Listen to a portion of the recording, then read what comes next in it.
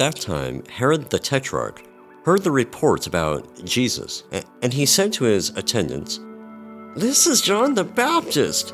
He has risen from the dead. That is why miraculous powers are at work in him." Now, Herod had arrested John and bound him and put him in prison because of Herodias, his brother Philip's wife. For John had been saying to him, "It is not lawful for you to have her."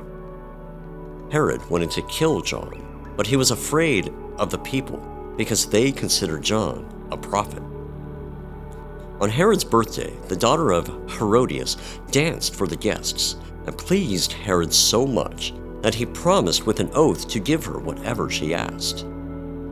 Prompted by her mother, she said, "Give me here on a platter the head of John the Baptist." The king was distressed, but because of his oaths and his dinner guests, he ordered that her request be granted and had John beheaded in the prison. His head was brought in on a platter and given to the girl, who carried it to her mother. John's disciples came and took his body and buried it. Then they went and told Jesus. When Jesus heard what had happened, he withdrew by boat privately to a solitary place. Hearing of this, the crowds followed him on foot from the towns.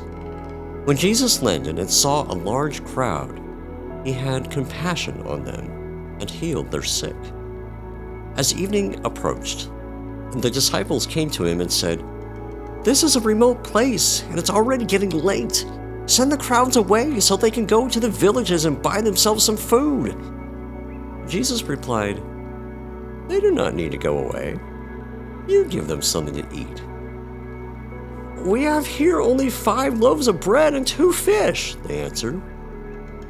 "Bring them here to me," he said.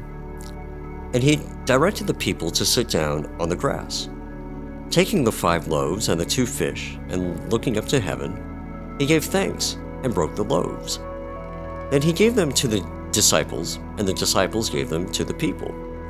They all ate and were satisfied, and the disciples picked up 12 basketfuls of broken pieces that were left over. The number of those who ate was about 5,000 men, besides women and children.